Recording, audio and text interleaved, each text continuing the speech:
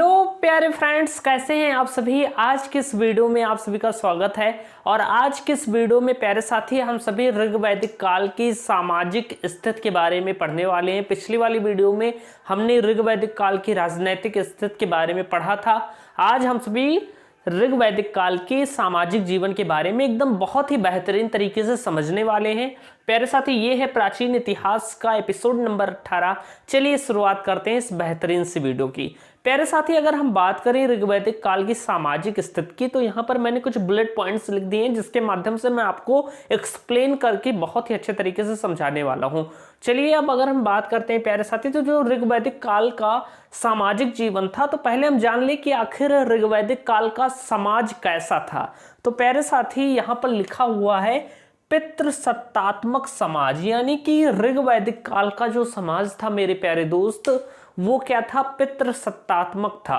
पितृसत्तात्मक कहने का मतलब क्या होता है प्यारे साथी? पितृ में होता है पिता और सत्तात्मक में होता है कि जिसकी सत्ता हो, यानी कि एक ऐसा समाज था जहां पर पुरुषों का डिसीजन चलता था, यानी कि घर और परिवार के प्रमुख निर्णय पुरुष लिया करते थे, या उस घर में जो बड़ा बुजुर्ग पुरुष होता था वही वहां के निर्णय लिया करता था। कहने का मतलब सीधा ये है प्यारे साथी, जब मैंने आपको सिंधु घाटी सभ्यता पढ़ाई थी तो वहां पर मैंने आपको बताया था कि सिंधु घाटी सभ्यता का जो समाज था वो मात्र सत्तात्मक था, यानी कि घर और राज्य के जो प्रमुख निर्णय थे वो महिलाएं लिया करती थी, इसलिए वो मात्र सत्तात्मक था।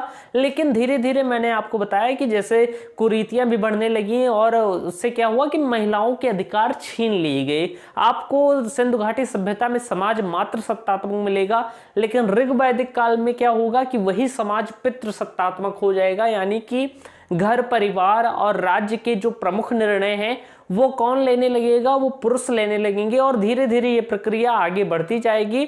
और जैसा आज भी आप देखते होंगे तो अधिकतर घरों में अभी भी घर के प्रमुख निर्णय आपके पापा या बाबा या जो घर में बड़ा होगा ताऊ जी वही लेते होंगे। जो पुरुष वर्ग है वही, जहां तक अभी भी आप देखेंगे वर्तमान में, वही निर्णय लेता है। तो आजकल का समाज कैसा है? पितृसत्तात्मक समाज है। ठीक उसी प्रकार ऋग्वैदिक काल का भी समाज क्या था? पितृसत्तात्मक समाज था। आई होप आप ये समझ गए होंगे पितृसत्तात्मक क्या है। अगला हम बात करें प्यारे साथी, तो जो ऋग्वैदिक काल के लोग थे वो कौन सी भाषा बोलते थे मेरे प्यारे साथी? तो वो संस्कृत भाषा बोलते थे। कौन सी भाषा बोलते थे? संस्कृत भाषा बोलते थे। आपको मैं समझाना चाहूंगा, मैंने कल आपको बताया भी था कि आर्य जो थे वो संस्कृत भाषा बोलते थे, और क्योंकि ऋग्वैदिक काल में आर्य आए बसे, इसलिए वहां के लोग क्या बोलने लगे? संस्कृत भाषा बोलने लगे। मैंने आपको ये भी बताया था प्यारे साथी कि जो आर्य होते हैं वो क्या कहते हैं? वो संस्कृत भाषा बोलते हैं, और जो अनार्य होते हैं वो संस्कृत भाषा नहीं बोलते हैं। कहने का मतलब आर्य कौन है आपसे पूछा जाए तो वह जो श्रेष्ठ हैं तथा जिन्हें संस्कृत भाषा का ज्ञान है, जो संस्कृत भाषा का ज्ञान रखते हैं, वो क्या कहलाते हैं? आर्य कहलाते हैं प्यारे साथी। जो संस्कृत भाषा का ज्ञान रखें वो आर्य हैं, और जो संस्कृत भाषा का ज्ञान नहीं रखते, यानी संस्कृत भाषा जिन्हें नहीं आती प्यारे साथी, वो क्या कहलाते हैं? वो अनार्य कहलाए थे। तो ये भी बात मैंने आपको क्लियर करा दी कि आर्य क्या होते हैं और अनार्य क्या होते हैं। तो ऋग्वैदिक काल के लोग संस्कृत भाषा का प्रयोग ज़्यादा करते थे, क्योंकि वो आर्य लोग थे तो संस्कृत भाषा बोलते थे। इसके बाद मेरे प्यारे दोस्त अगर बात करें, बहुत ही बेहतरीन तरीके से मैं आपको टॉपिक वाइज सारी चीज़ें क्लियर कराते चल रहा हूँ। वीडियो ज़्यादा लॉन्ग नहीं होगी, आप पूरा देख लीजिएगा और रेगुलर आप हमारी वीडियो देखा कीजिए। बहुत ही अच्छे तरीके से अब मैं आपको सारी चीज़ें कवर करा रहा हूँ। इसके बाद प्यारे साथी बात करें तो जो ऋग्वैदिक समाज का परिवार था वो एक वृहत इकाई था। वृहत इकाई कहने का मतलब प्यारे साथी कि इस समाज में 3 से 4 पीढ़ियों के लोग रहते थे। कितनी पीढ़ियों के लोग? लगभग 3 से 4 पीढ़ियों के लोग रहते थे प्यारे साथी। आप देखेंगे अब तो धीरे धीरे कम होने लगा।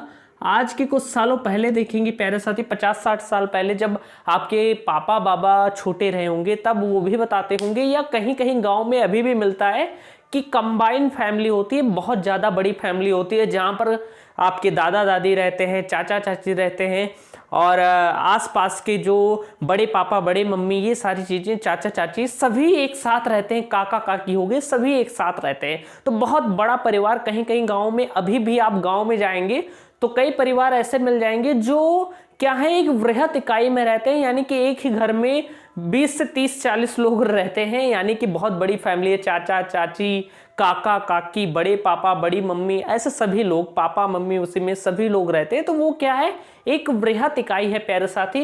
यानी कि ऋग्वैदिक काल में जो परिवार था वो एक वृहत इकाई के रूप में था, जहां पर 3 से 4 पीढ़ियों के लोग भी रहते थे, यानी कि एक कंबाइंड फैमिली होती थी और बहुत सारे सदस्य उसमें होते थे। अब तो धीरे धीरे शहरों में आप देखेंगे तो 4-5 लोग 6 लोग, इससे ज्यादा परिवार में नहीं होते हैं, लेकिन आप गांव में अभी भी जाएंगे तो वहां पर परिवार एक बृहत इकाई में अभी भी आपको मिलेगा कहीं कहीं पर। इसके बाद प्यारे साथी अगर बात करें तो जो ऋग्वैदिक काल था उसका समाज 5 भाग में डिवाइड था, यानी कि जो उसकी इकाई थी समाज की वो 5 भाग में थी। यानी कि सबसे बड़ी इकाई जो थी वो राष्ट्र थी प्यारे साथी। राष्ट्र में होता है देश, तो सबसे बड़ी इकाई राष्ट्र थी। उसके बाद प्यारे साथी जन आता था। जन आज का आप कह सकते हैं प्यारे साथी जनपद को या राज्य टाइप का होता है, समझ लीजिए आप।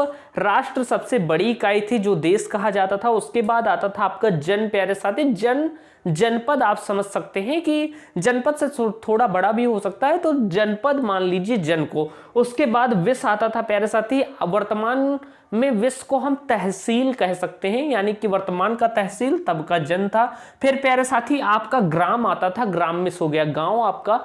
और फिर उसके बाद कुल आता था, यानी कुल में परिवार, जो परिवार की वृहत इकाई थी वो कुल कही जाती थी। यानी कि आपसे परीक्षा में पूछी जाए कि ऋग्वैदिक समाज की सबसे बड़ी इकाई क्या थी प्यारे साथी, तो वो राष्ट्र थी, और सबसे छोटी इकाई कुल थी।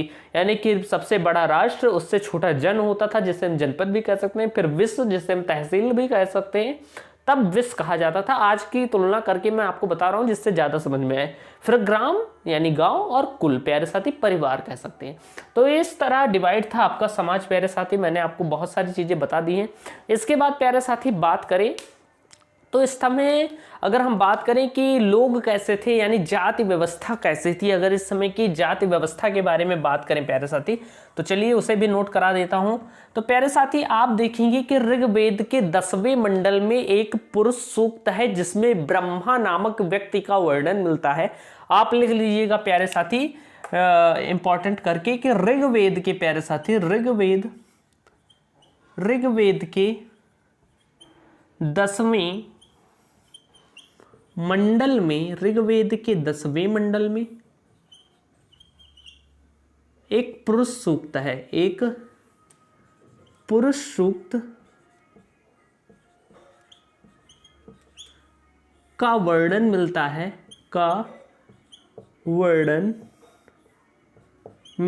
प्यारे साथी, मिलता है,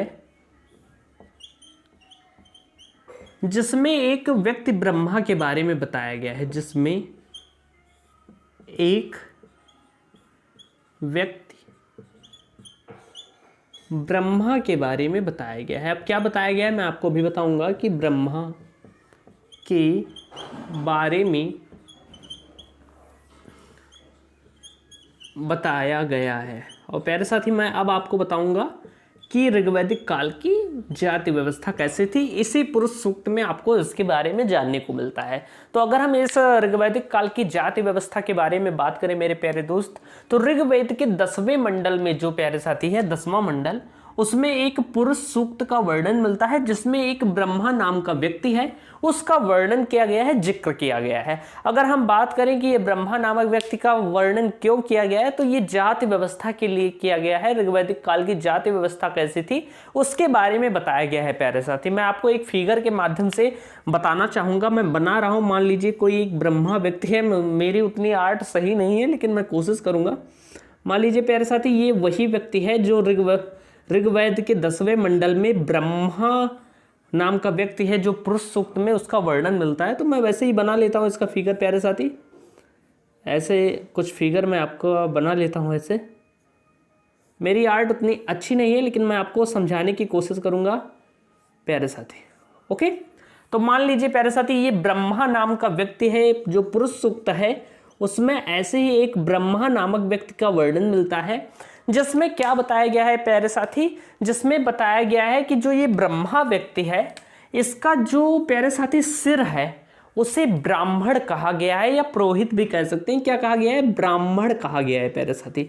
जो जाति व्यवस्था है ऋग्वैदिक काल में कुछ इस तरह डिफाइन थी। ऋग्वेद के 10वें मंडल में एक पुरुष सूक्त है जिसमें एक ब्रह्मा नामक व्यक्ति का वर्णन मिलता है, और जिसमें जाति व्यवस्था को कुछ इस तरह डिफाइन किया गया है कि जो उसका सिर है वो क्या है? ब्राह्मण है। यानी ब्राह्मण को सबसे उच्च स्थान दिया गया है। सिर यानी कि इन्हें ज्ञान प्राप्त करने का अधिकार था और ज्ञान शिक्षा देने का भी अधिकार था। इसके बाद प्यारे साथी जो हाथ हैं जिनसे काम किया जाता है या जिससे युद्ध लड़ा जाता है उसकी बात करें प्यारे साथी, तो हाथों को क्या कहा गया?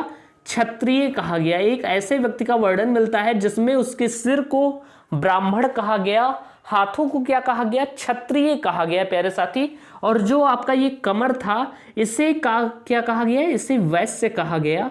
और प्यारे साथी जो ये चरण थे इनके, इसको शूद्र कहा गया। क्या कहा गया? शूद्र कहा गया प्यारे साथी।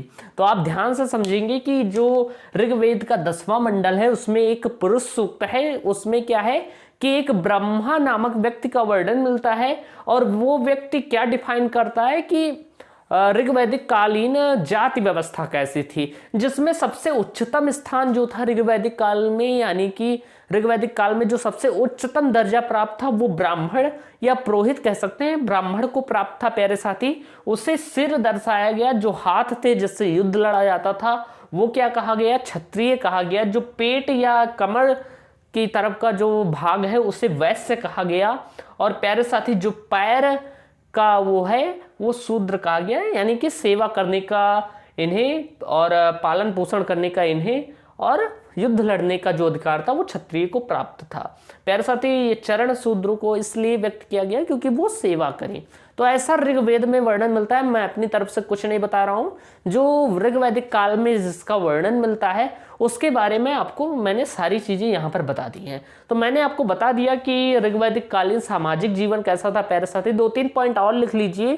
तो एक पॉइंट आप लिख लीजिए कि ऋग्वैदिक काल में बाल विवाह का उल्लेख नहीं मिलता, यानी कि ऋग्वैदिक काल में बाल विवाह नहीं होते थे। आप इसे लिख लीजिएगा कि ऋग्वैदिक काल में बाल विवाह का वर्णन नहीं मिलता।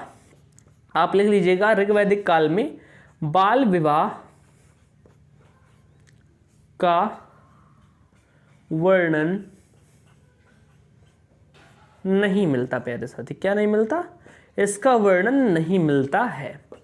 और एक पॉइंट और लिख लीजिएगा प्यारे साथी, परीक्षा में पूछा जाता है कि बाल विवाह का वर्णन किस काल में नहीं मिलता, या आपसे पूछ लेगा कि क्या ऋग्वैदिक काल में बाल विवाह का वर्णन मिलता है, तो आप बता दीजिएगा कि नहीं मिलता। इसके बाद प्यारे साथी अगर हम बात करें तो सबसे महत्वपूर्ण है कि ऋग्वैदिक काल में पर्दा प्रथा का प्रचलन नहीं था। जो घूंघट होता है, जो महिलाएं आज के समय में, अब तो कम हो गया, पहले आज के 10, 15, 20 साल या और अपने पापा के ज़माने में जाएंगे तो पर्दा प्रथा का बहुत ज़्यादा प्रचलन था। आप अभी भी आप कहीं भी गांव में जाएंगे तो वहाँ पर पर्दा प्रथा का प्रचलन आपको मिल जाएगा। तो प्यारे साथी जो ऋग्वैदिक काल था तब के समय में, इतना पुराना समय है आप सोचिए, तब भी पर्दा प्रथा का प्रचलन नहीं था प्यारे साथी। और आप लिख लीजिएगा कि ऋग्वैदिक काल में पर्दा प्रथा का प्रचलन नहीं था, नहीं था प्यारे साथी।